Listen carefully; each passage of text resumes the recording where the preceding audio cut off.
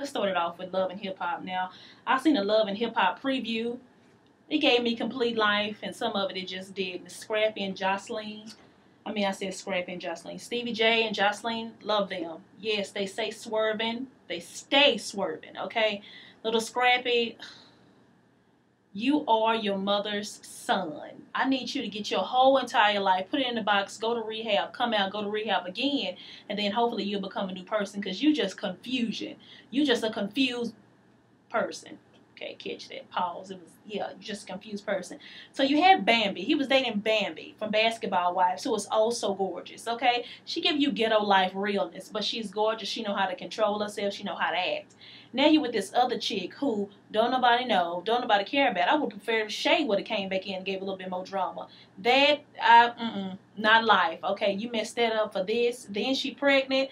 Then you go have the baby. Then it's going to be more drama. It's going to be more confusion. I feel a BET coming on. Now, you know BET sell out to Viacom. I feel like I'm like Mona Scott. Child, Lord have mercy, she writing her life story, or she been reading some Zane books, because this is just twisted. She all twisted in the game, boo, because it's just something wicked and dirty about it. Now, Mimi, okay, and her boo thing, Nico, on the show is going to be revealed that they made a sex tape. Okay, now, in my opinion, it don't amount to a hill of beans. Okay, as old as your end is, okay, you over here making a sex tape, okay, with Nico. Who is he? I am still yet to figure out who this young man is. I don't know what he does. Does anybody know what I barely know what she do. I just know she Stevie J baby mama, and I'm like, what are y'all doing? So you telling me y'all couldn't go to work and work a 9 to 5? Y'all have to make a sex tape. Then he tells you the sex tape, you know, it might go public. Then y'all in a porn star people office and y'all just gonna let it go like that.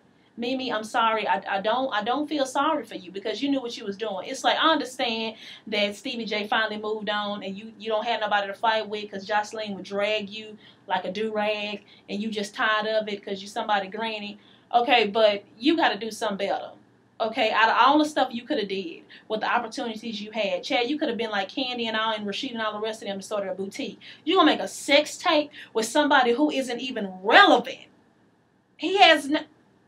Okay, so anyway, she took to Instagram, and this is the only thing she had to say about what she said. She had a picture, and she said, if you don't pay my bills. Okay, so you mean if you don't pay... If we don't pay your bills, we shouldn't be in your business. Dead. Okay, you have a kid to think about. So you telling me while you was propping up and swinging on rods and stuff like that, you didn't think about your daughter then? So now when the sex tape comes, I got my daughter, Stevie J, child. Stevie J and Jocelyn gonna go in on you the whole entire season. You just gave them ammunition to fire your old aunt up for trying to gap your legs open and come out with a sex tape that don't nobody care nothing about. You telling me you couldn't think of nothing else? Nothing else. I know what it is. You screaming for attention. That's what you're doing. So you telling me you're going to sacrifice your self-respect for a sex tape? Now I know you dated a man for 15 years and he dissed you. You could have found something else, okay? And then you don't care about the repercussions. Just like, oh, well, I'm going to do this and my child, well, she'll be all right. Okay, and she's really the one losing in the situation because what happened when she like 8? Because you know 8-year-olds know how to operate, and she go look and she say, "Oh, mommy, look, she's taking a shower." Whoa, yeah, that's a steamy shower. So Mimi, get your whole entire life, okay? Love and Hip Hop. It's gonna be a good season. I'm just and Rashida and her husband. They need to be canceled off the show. So now he want to get a paternity test because he don't know if the baby his, but he the one cheating. Dead. Y'all, this is fake. Listen, Mona Scott, put the Zane books down.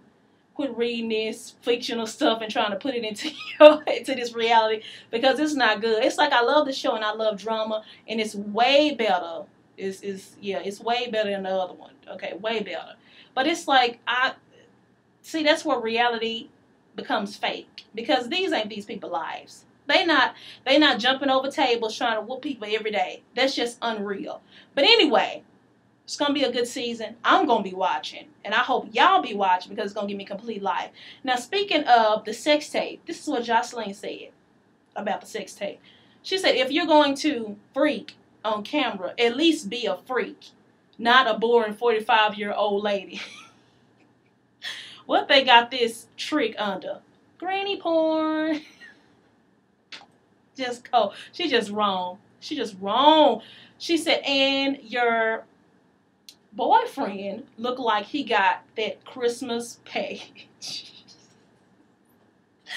Jocelyn, really? You got to do something. You got to do, stop. That's just cold. But, I mean, he do, Chad, he look like, he like pancakes. And anyway, and then this is what K. Michelle said. You know, she had to put something, since everybody came for her on Atlanta.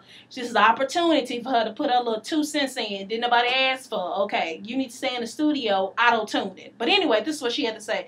She said, I'll never wish bad on another woman.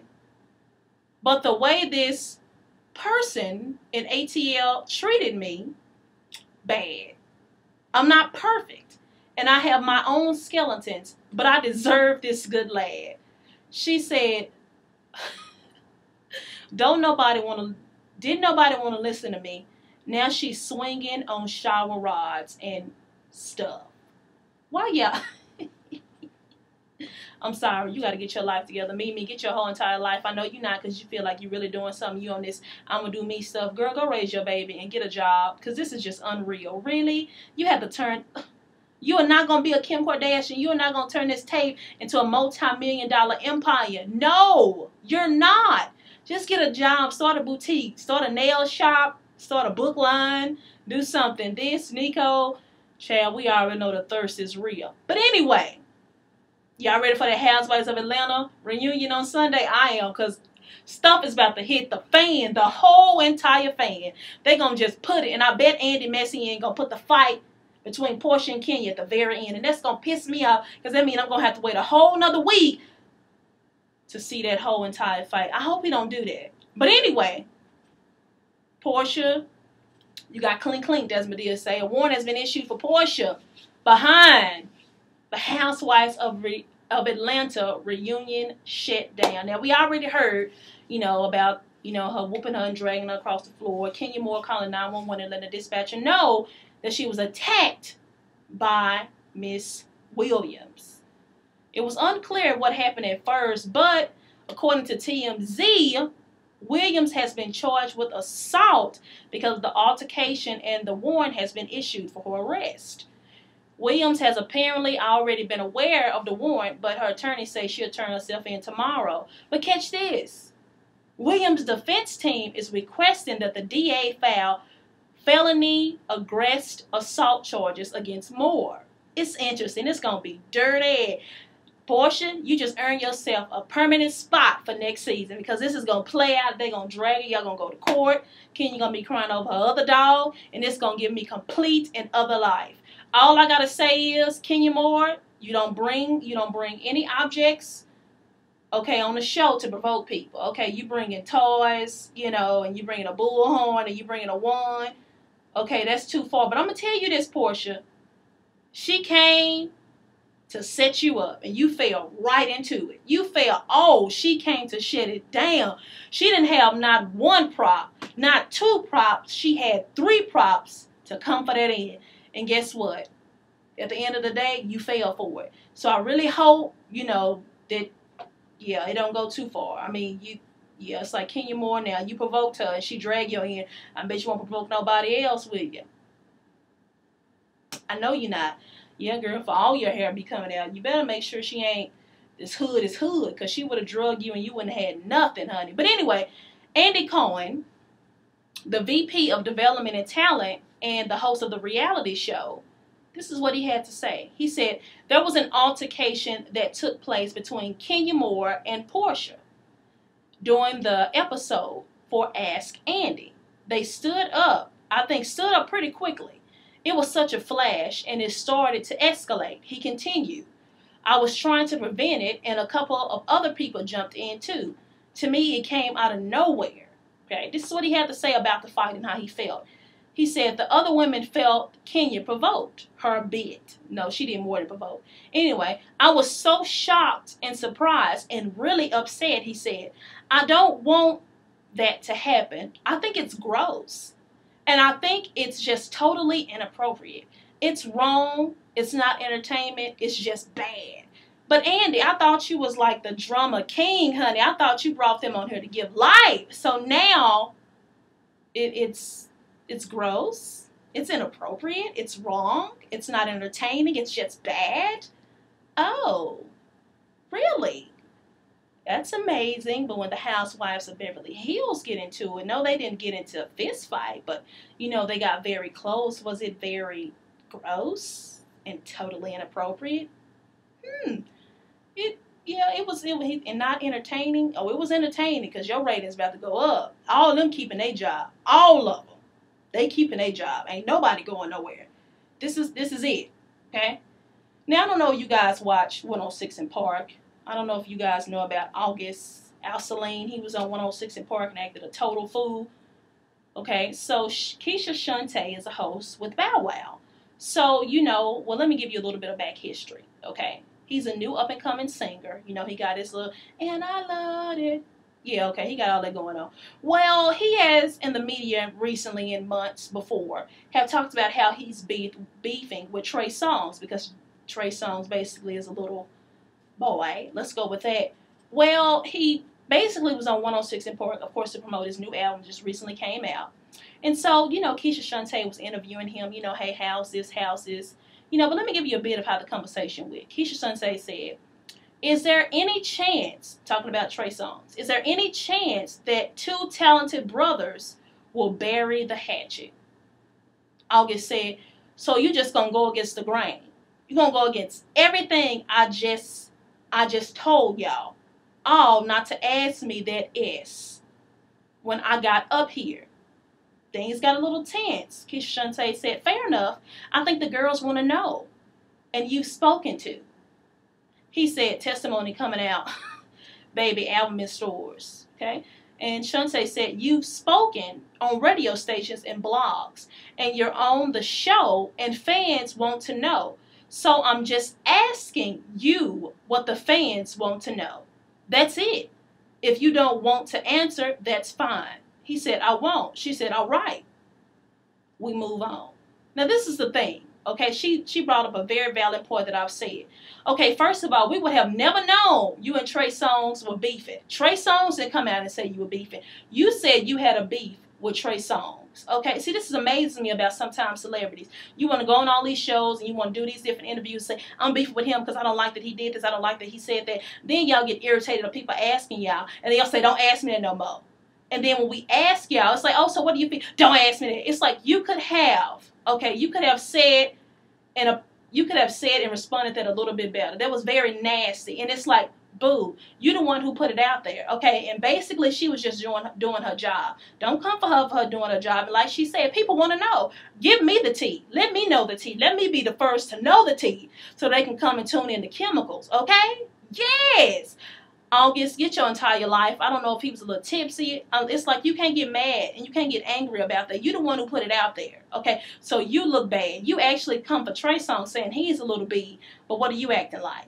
And then on top of that, you did this to a female. I bet you wouldn't have did it to a dude if he would have asked you that. You were like, nah, man, you know, I mean, I don't want to talk. You just going to disrespect her like that? No, I bet you wouldn't have did the Bow Wow. Terrence, no, you wouldn't have did that. You wouldn't have did that to Charlamagne on his show. You wouldn't have did that. You wouldn't have did that on Hot 97 because Ebro would have came for that end. You would have had to be escorted out because you would have been hurt. Yeah, I just didn't. I didn't like that. But moving right along, you remember the lady, the homeless lady, Shanice Taylor, who she went to go do a job interview and she left her kids in the car and the police came and she was arrested and put in jail. Well, apparently $100,000 have been raised for the woman who was homeless. So, I mean, she can get a house and she can get a whole lot of other stuff, okay? But the thing about it is her aunt did an interview with the local TV station. And she said that this whole thing could have been prevented had she just called and asked her to watch the kids. You know, it's like you had my phone number, you had this, and you didn't call and ask me and say, hey, you know, can you watch the kids? Can you do this, and this? It's like, Shanice, now, you better listen to that Temptation song, Ain't Too Proud to Beg. Now, I understand you, girl. You better go, yeah, I think you should have just called your aunt and asked her to watch the kids, and all this could have been prevented. But the good thing about it is $100,000 have been raised for her, which is really good. I like the fact that her community came together to support her. And so, let her know that, hey, things happen, but hey, we're here to support you. And if you need anything else, we got you. So I'm very, very, very happy, okay, that she doing a thing and she got that together. So you see what happened when we all come together and we just peace, love, and harmony. Yes, I love it. Now, you remember back in the day, a couple of years ago where Chingy, was rumored to be with this transsexual, and, they had a relationship and blah, blah, this, and Chingy said he didn't know her. He just took a picture with a fan. Well, apparently he's saying that because of this incident, he lost his record deal. I'm like, I think, in my opinion, that you lost a record deal because you had little to no talent. And I think another reason why is because Nelly, who was barely on the verge of losing his talent and his career, shut you down. Now, you can't be blaming people for your failures. Now, I do think it did hurt him a little bit because you know how the media are like, oh, all he is. I knew it. Because remember when he moved his hand like that? Like, dead. Come on now, really? Leave the man alone. I think Chingy, it's like, I don't know about that, homie. You might need to, you can go get on Young Money. They signing anybody. You might get on a Rick Ross deal, but don't be trying to blame the rumors. It's like, child, we didn't even really pay no attention because you really wasn't relevant. So I'm trying to figure out, but moving right along.